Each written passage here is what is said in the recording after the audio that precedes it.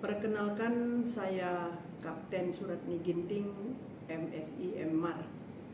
Saya pengampu mata kuliah pemuatan kargo dan penumpang di Politeknik Adiguna Maritim Indonesia Medan, jurusan Nautika, semester 1 dan semester 3. Di samping itu, adapun tugas tambahan saya adalah Ketua Jurusan Prodi Nautika, di mana tugas saya adalah mengawasi sub navigasi dan bridge simulator untuk bahan praktek apakah sudah sesuai dengan ketentuan yang berlaku.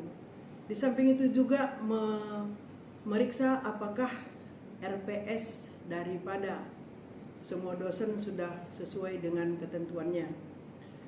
Kemudian untuk mata kuliah pemuatan kargo dan penumpang, adapun capaian pembelajarannya adalah bertakwa kepada Tuhan Yang Maha Esa. Kemudian untuk deskripsinya, di mana mata kuliah ini adalah pemuatan kargo dan penumpang. Untuk mata kuliah kargo dan penumpang kita harus memahami bagaimana tentang prinsip-prinsip pemuatan, pengaturan muatan di atas kapal, kemudian agar terciptanya stabilitas yang baik untuk keselamatan kapal, jiwa manusia, dan bahaya pencemaran. Adapun pendukung yang saya gunakan untuk mengajar tersebut adalah PowerPoint, kemudian internet, dan laptop. Itu saja untuk perkenalan. Terima kasih.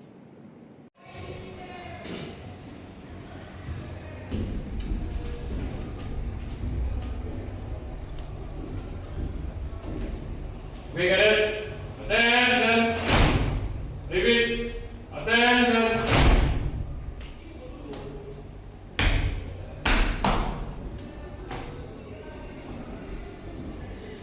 Report, Nautical to Alpha. Ready doing the kelas pemuatan kargo dan penumpang. Do it. Do it.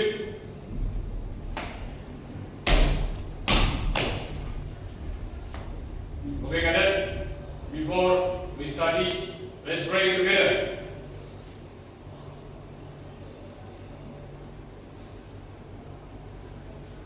Pray finish. And this. Good morning. Oke, sama-sama. Good morning. Jadi kita mulai lagi untuk kelanjutan mata kuliah kita hari ini, pemuatan kargo dan penumpang. Ya. Adapun materi yang akan dibawakan pada hari ini adalah tentang prinsip-prinsip pemuatan. Ya, prinsip-prinsip pemuatan. Prinsip-prinsip pemuatan itu ada 5. Yang pertama ada melindungi kapal.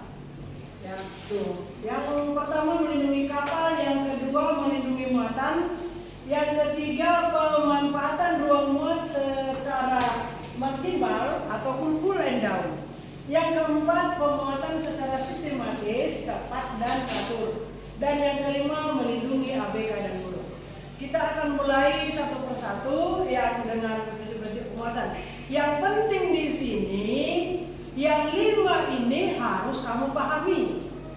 Dikarenakan nanti sebagai perwira di kapal, inilah prinsip-prinsip yang harus kamu pegang untuk mengatur stabilitas kapal tersebut. Jadi jangan lupa ya yang tentang 5 prinsip pemuatan ini. Oke, baik. Yang pertama kita akan masuk kepada melindungi kapal.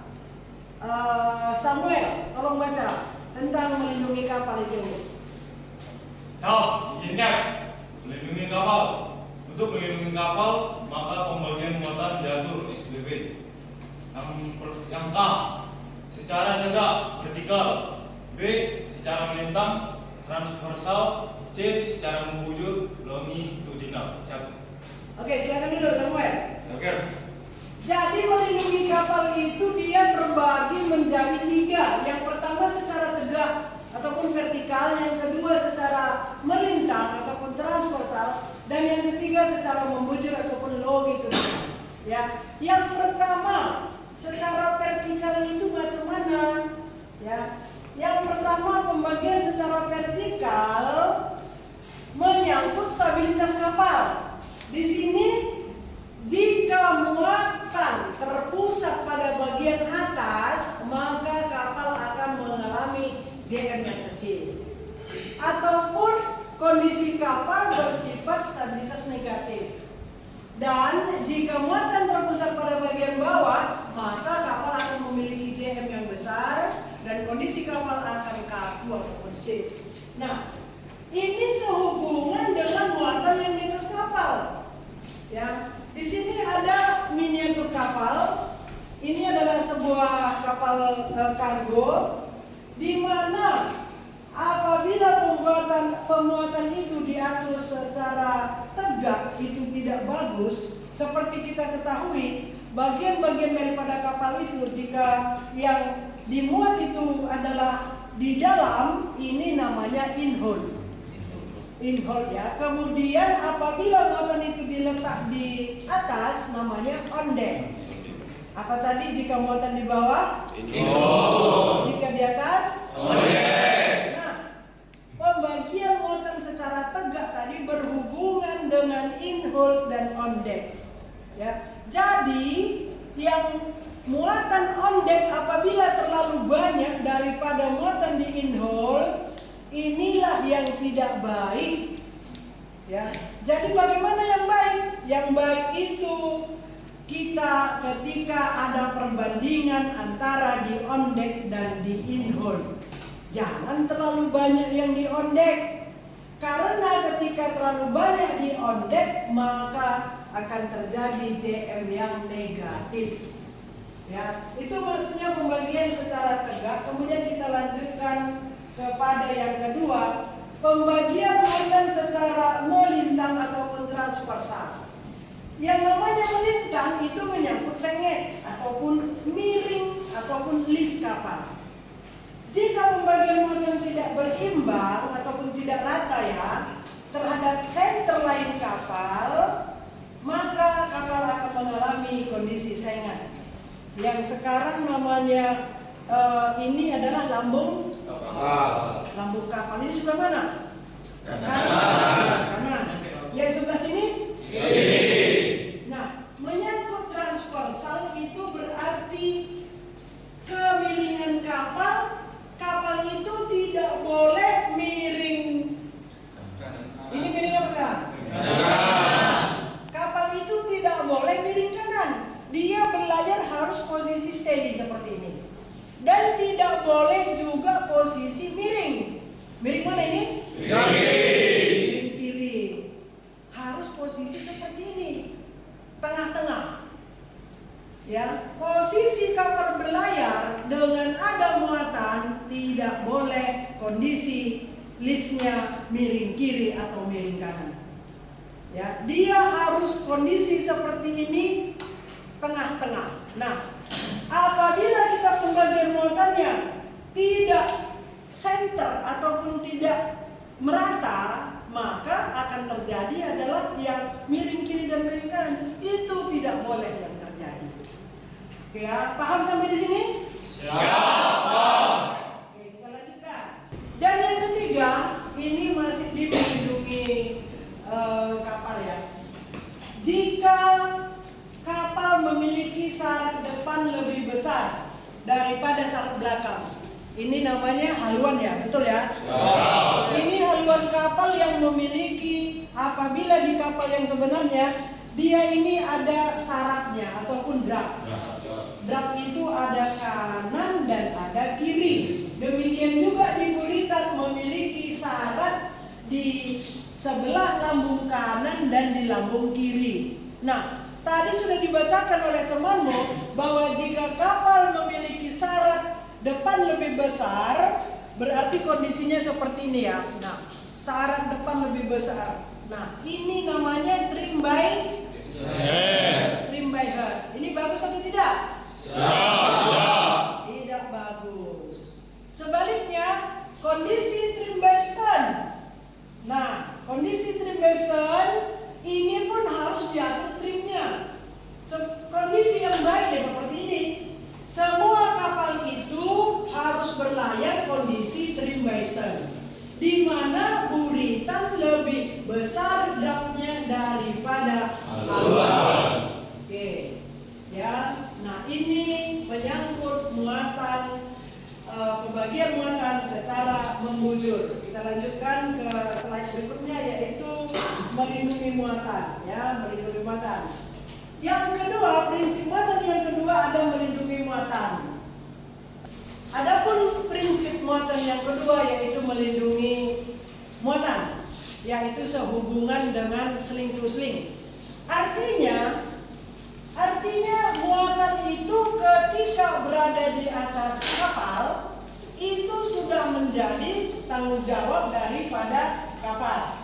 Ya, melindungi muatan sehubungan dengan tanggung jawab pihak pengangkut kepada pihak pengirim terhadap keselamatan muatan berdasarkan sling to sling ataupun dari lambung ke lambung. Maksudnya itu ini ada kren kapal. Ya, ini namanya kren kapal karena miniatur kita ini adalah untuk kapal kargo. Jadi semua kapal kargo itu memiliki kren. Gunanya kren ini untuk membongkar ataupun memuat muatan. Ya.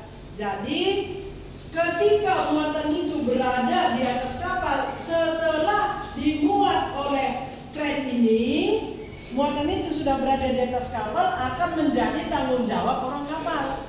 Jadi kamu nanti sebagai perwira, ketika muatan itu ada di atas kapal itu harus kamu jaga muatan supaya kita tidak kena klaim. Ya, jadi apabila kena klaim, wah ini akan ruginya banyak gitu. Jadi harus dijaga muatan selama di atas kapal. Oke, Noval, coba ulangi apa tadi pengertian daripada sling to sling. Oke, izin. Baik, sling to sling ini merupakan salah satu istilah yang sering kali ada dalam melindungi muatan dalam sebuah pelayaran. Nah, sling to sling ini berkaitan dengan adanya kewenangan atau letak tanggung jawab dari melindungi muatan. Jika muatan berada di kapal, itu berarti tanggung jawab dari anak kapal atau orang-orang kapal, baik itu di pelabuhan tolak maupun pelabuhan tujuan. Sedangkan muatan yang berada di luar dari kapal itu merupakan tanggung jawab dari pihak daratan. Sekian kan? Oke, bagus.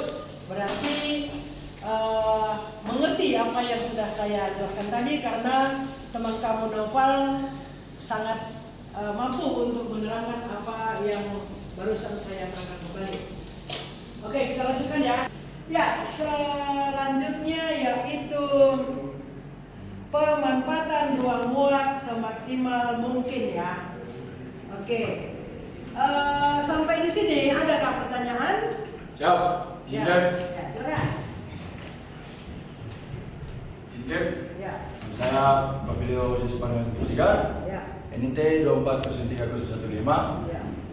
Izin bertanya, Cap. Di dalam prinsip pemuatan kapal tadi, Cap, ada terdapat 5 poin besar dalam slide Cap tadi. Dan di poin ketiga di situ tertulis pemanfaatan ruang muat semaksimal mungkin, atau ada kata lain yang mungkin Pave sama rekan-rekan lain kurang mengerti, yang dimana di situ ada tertulis full dan down. Oke. Dan yang menjadi pertanyaan Pave, apa pengertian dari full dan down itu, Cap?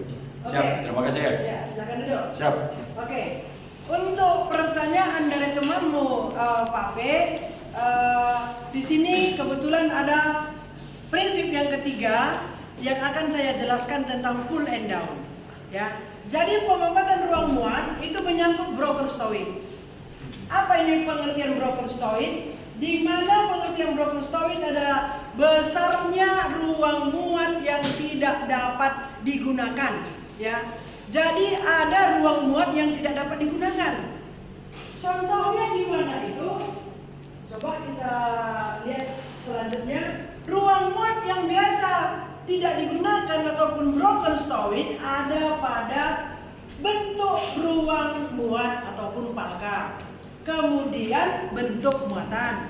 Kemudian jenis muatan, skill buruh, penggunaan penerapan. Ya. Kemudian kita lanjutkan dulu skill buruh tadi. Kemudian yang keempat skill buruh. Buruh itu yang naik ke kapal itu ada yang kerjanya tidak baik. Ya. Ya, ada kerjanya yang menyusun muatan ini tidak bertanggung jawab. Misalnya menyusun semen aja lah, menyusun semen yang 50 kilo satu sak, itu ada kan? Semen 50 kilo satu sak. Nah, itu apabila kita susun rapi, muatannya akan banyak. Tetapi kalau kamu bayangkan apabila main campak-campak aja, yang seharusnya tadi muatannya bisa kita susun setengah daripada ruangan kita ini misalnya, dia akan lebih setengah. Padahal jumlah poinnya itu masih sedikit. Itu akibat daripada penyusunan yang tidak baik. Siapa yang menyusun tidak baik? Buruh. Jadi skill buruh harus juga diperhatikan. Itu adalah tugas daripada perwira jaga pada saat kegiatan memuat. Jadi kalau ada buruh yang berlaku seperti itu, kita sebagai perwira jaga wajib menegur. Pak, tolong nih Pak, kamu memuatnya itu yang bagus dong. Itu hak kamu sebagai perwira jaga. Walaupun kamu lebih muda daripada bapak pekerja tersebut yang menyusun itu, nggak apa-apa kamu tegur. Tetapi menegurnya secara sopan, ya kan? Kamu panggil Pak, tolong Pak. Ada kata-kata tolong. Jangan, hei, rapi gak dede? Nah, nggak boleh, ya. Kita sama-sama bekerja.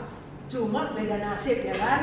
Beda nasib. Kalau kalian perwira, dia buruh. Jadi harus saling menghargai. Dan yang kelima, penggunaan penerapan DANES. DANES tadi kan ganjal-ganjal, ya. Jadi ganjal-ganjal itu pun pertama kan tadi letak di bawah supaya keringat kapal akan turun. Nah, biasanya untuk menambah ventilasi, ya. Jadi misalnya muatan ini sudah tingginya 3 meter. Muatan ini misalnya sudah ini dari sini ke sini 3 meter, ini tadi di dasarnya. Ini akan kembali kita letakkan ganjal-ganjal. Untuk apa?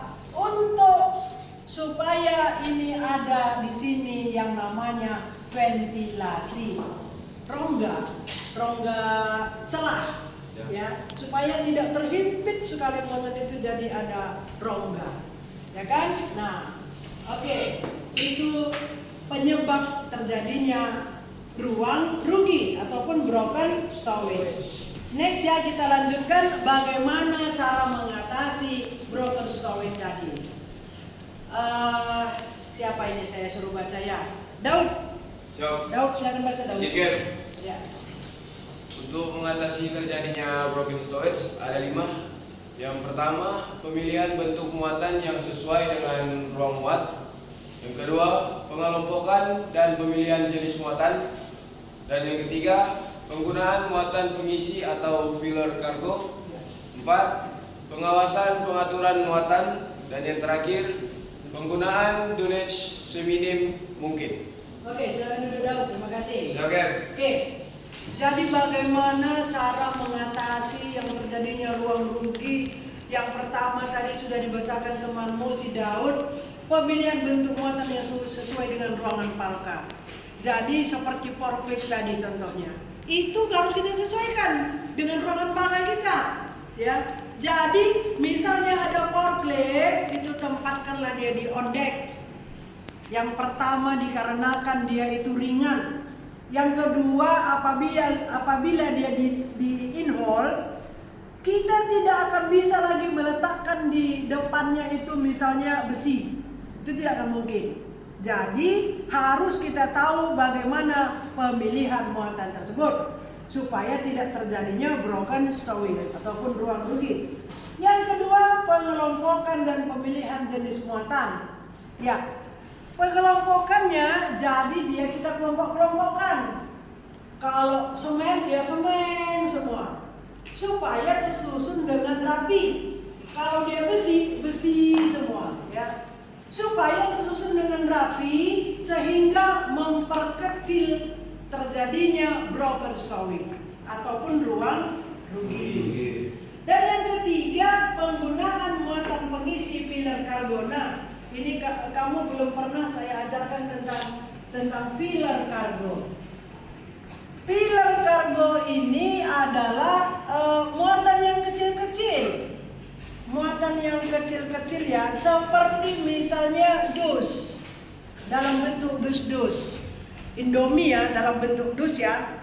Kotak-kotak itu. Nah, jadi kalau ada misalnya ruangan yang tidak terpakai pada Palka, itu boleh dimasukkan di situ yang namanya filler cargo, yaitu pengisi ruangan yang sempit. Jadi semuanya dimanfaatkan supaya owner kita yang menggaji kita tidak mengalami kerugian. Kenapa owner rugi rupanya, Bu? Ya iya, karena kapal itu berlayar menggunakan bahan bakar. Kamu memuat yang seharusnya 5.000 ton contohnya ya.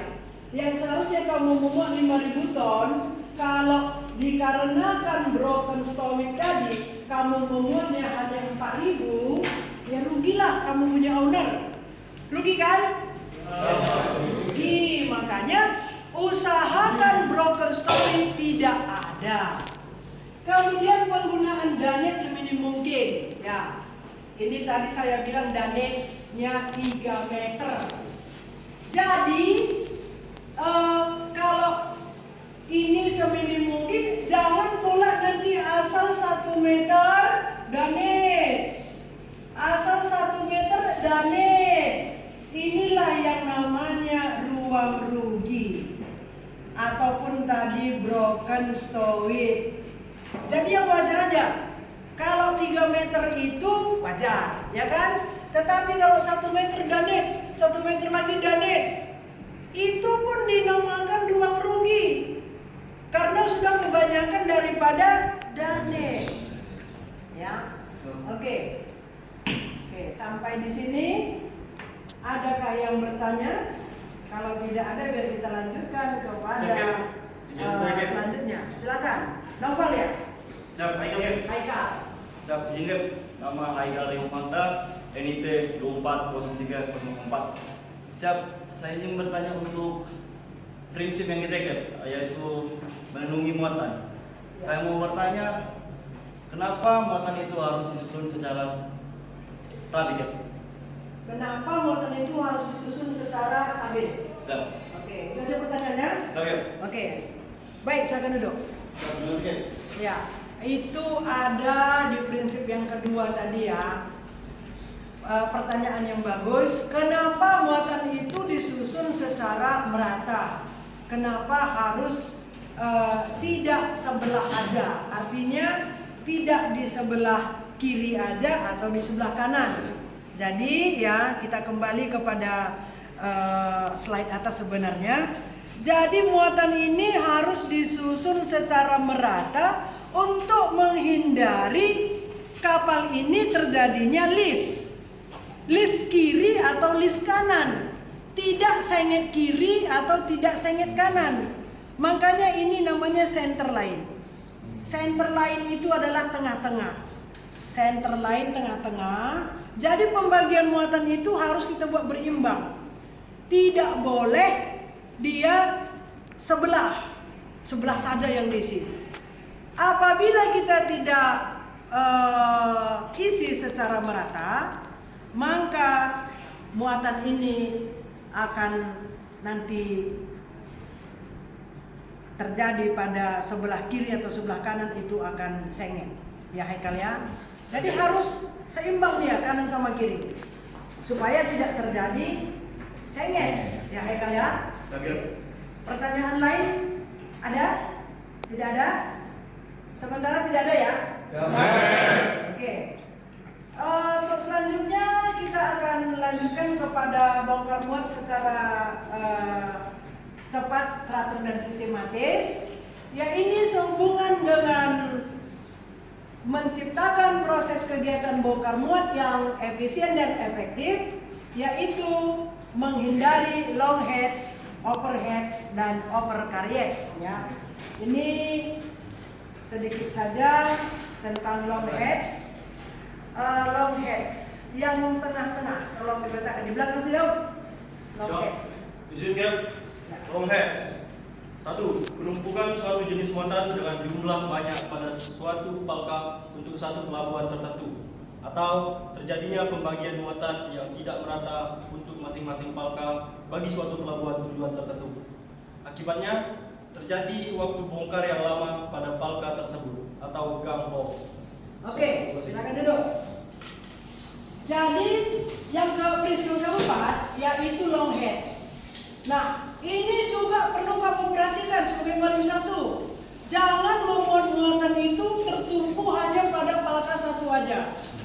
Supaya ketika pembongkaran kapal ini cepat berangkatnya. Muatan itu tidak tertumpu pada palka satu, dibagi juga kepada palka kedua. Supaya nanti buruh bisa bekerja di palka satu dan palka dua. Sehingga akan tercipta pembongkaran yang cepat. Oke ya. Yang selanjutnya ini kita masuk kepada overstowing. Overstowing dulu. Andi, silakan.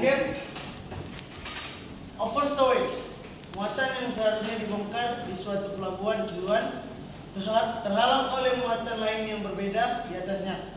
Oleh karena itu, maka muatan terhalang harus dipindahkan atau dibongkar terlebih dahulu, lalu membongkar muatan yang dimaksud. Akibatnya, waktu pembongkaran akan bertambah, demikian juga biaya pembongkaran dan pemuatan kembali muatan penghalang itu, serta kemungkinan akan terjadi kerusakan pada muatan penghalang dalam proses kegiatan bongkar muat. Siap. Oke, silakan dulu. Nah, prinsip yang keempat, kita harus menghindari yang namanya overstowing. Apa itu overstowing? Overstowing itu misalnya kita ada dua pelabuhan nih. Kalau dari Jakarta, misalnya tujuan kita yang pertama adalah Manado. Kemudian tujuan yang selanjutnya adalah di mana itu di mana? NTT. Mau pulang kampung dia. Mau ke NTT. Nah, dari Jakarta yang pertama tadi saya bilang Manado ya kan? NTT. Itu duluan mana dapat? NTT atau Manado? Dari Jakarta? NTT dulu atau NTT dulu kayak baru dia naik ke atas baru Manado. NTT dulu baru Manado. Nah, kalau begitu muatan NTT taruh di mana? Di atas, maksudnya di Enhot ya, bukan di Ondek. Ini kan dua pelabuhan nih untuk bongkarnya. Ya, jadi kalau yang bongkar pertama kita letakkan paling atas atau paling bawah? Paling atas. Tuh. Nah, jadi itu untuk menghindari overstowing, pelabuhan bongkar pertama itulah yang kita letakkan paling atas, supaya tidak terjadi dua kali kerja. Ya, ini pemuatan yang keempat, ini yang terakhir ya, yaitu overcarriage. Overcarriage yang tengah-tengah, belakang. Ya. Overcarriage, muatan yang seharusnya dibongkar di suatu pelabuhan tujuan terbawa ke pelabuhan berikut atau next port. Akibatnya timbul klaim yang sangat merugikan pihak perusahaan pelayaran. Pihak perusahaan pelayaran wajib bertanggung jawab atas biaya-biaya yang timbul untuk pengiriman muatan kembali ke pelabuhan tujuan. Terima kasih. Ya, overcarriage ya. Overcarriage dihindari supaya ya, ini kan kesalahan daripada perwira jaga. Muatan yang seharusnya dibongkar di NTT tadi terbawa ke Manado. Maka ini akan menimbulkan klaim kepada perusahaan. Jadi jangan sampai terjadi hal demikian. Jangan sampai terjadi yang namanya overcarriage. Ya, paham ya? Oke, untuk materi prinsip-prinsip pemuatan ini dari Ibu sudah selesai. Oke, kalau begitu sudah jelas semua ya? Oke, kalau begitu, kalau sudah jelas, kita akan lanjutkan kepada pertemuan berikutnya. Untuk hari ini cukup sampai di sini. Ketua kelas, tolong disiapkan. Siapa?